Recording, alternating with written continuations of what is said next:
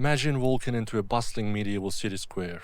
The sun beating down, merchants shouting, church bells tolling. And suddenly, in the middle of it all, you see a woman dancing. Not joyfully, not to music, but frantically, exhausted, sweating, trembling. And the strangest part, she doesn't stop. Not for hours, not for days. And soon, she isn't alone. This isn't a carnival. This isn't a festival. This is a nightmare. The year is 1518, and Strasbourg is about to witness one of the strangest medical mysteries in history: the dancing plague. It all began in July of 1518 in the city of Strasbourg, then part of the Holy Roman Empire. A woman named Frau Trophäa stepped into the narrow cobbled streets and began to dance.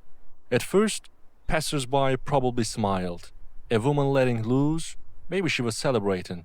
Maybe she was mocking her neighbors. Maybe she had simply lost her mind. But then she didn't stop. For hours she spun, twirled, stomped her feet. The rhythm wasn't graceful. It was violent, relentless.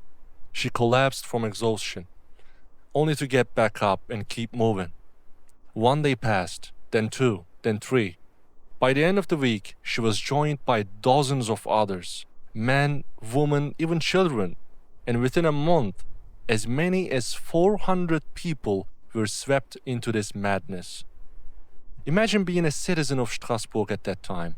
You wake up, head to the market, and see your neighbors drenched in sweat, their faces pale, bodies jerking uncontrollably as they danced through the streets. No music, no laughter, only a feverish, desperate rhythm, as if their bodies were possessed by some unseen force.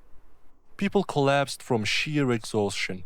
Some broke bones, some screamed in agony, and yes, some danced until their hearts literally gave out. The authorities were baffled. Doctors examined the victims but dismissed the idea of supernatural possession. Instead, they declared it an illness of the blood, a kind of hot fever that could only be cured by more dancing. So what did they do? They cleared out guild halls, built wooden stages, and even hired musicians to keep the dancers moving. It was supposed to be therapy, but it only made the plague spread faster. So what was happening? Even now, historians and scientists can't fully agree. But here are the most chilling theories. Some believe it was mass hysteria, a kind of psychological contagion. Strasbourg was suffering that summer. Famine, disease, and fear of divine punishment weighed heavily on the people. Maybe the dancing was a form of collective release that spiraled out of control. Others suggest it was caused by ergot poisoning, a fungus found on damp rye bread that produces hallucinogenic chemicals similar to LSD. Could an entire city have tripped into madness? And then, of course, there were the religious explanations. Strasbourg was deeply Catholic, and many citizens believed the plague was a punishment from Saint Vitus, the patron saint of dancers. Yes, dancers. The more they twirled and convulsed, the more convinced people became that they had been cursed. Imagine the fear spreading through the city. If my neighbor is dancing today, son cümleyi bir daha alıyorum if'ten. If my neighbor is dancing today, will I be dancing tomorrow? By August, the situation was unbearable. Hundreds lay collapsed in the streets. The stench of sweat and death filled the air. Families dragged loved ones home, only to watch them leap back up and rejoin the frenzied crowds. The city leaders finally panicked. The dance therapy idea had clearly failed, so they tried something drastic, an exorcism of sorts. They banned music, they closed down the guild halls, then they ordered the dancers to be taken to a shrine dedicated to Saint Vitus. There, priests pressed crosses against their foreheads, strapped red shoes onto their swollen feet, and prayed for deliverance. Slowly, almost inexplicably, the plague began to subside. One by one, the dancers collapsed for the last time. By early September, the epidemic had vanished, as mysteriously as it had begun. The dancing plague of 1518 left Strasbourg shaken to its core. The city's population had witnessed death not from swords or famine, but from dance. It became a legend whispered through generations, a warning of the dangers of divine punishment or of human folly. But here's the strange thing, this wasn't the first time it happened.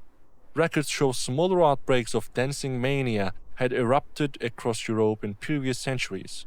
From Aachen in the 14th century to towns along the Rhine, people had been struck with the same bizarre compulsion. But Strasbourg 1518 was the largest and the most deadly. Even today, the mystery endures. Was it ergo poisoning, mass hysteria, a desperate act of faith, or something else? Something we still can't explain. Picture it, hundreds of people drenched in sweat, eyes wild, bodies moving until they collapsed lifeless on the cobblestones, a city caught between science, faith, and terror. The dancing plague remains one of history's strangest unsolved mysteries, proof that the human mind and body can be pushed to terrifying extremes. And now I want to ask you, if you had been there in Strasbourg 1518, and you saw the first woman start to dance, would you have joined in or run the other way? Tell me your answer in the comments below. And if you joined this dive into one of history's most bizarre events, don't forget to hit that like button, subscribe for more mysteries, and share this video with someone who loves strange history as much as you do. Because sometimes the past is stranger than fiction.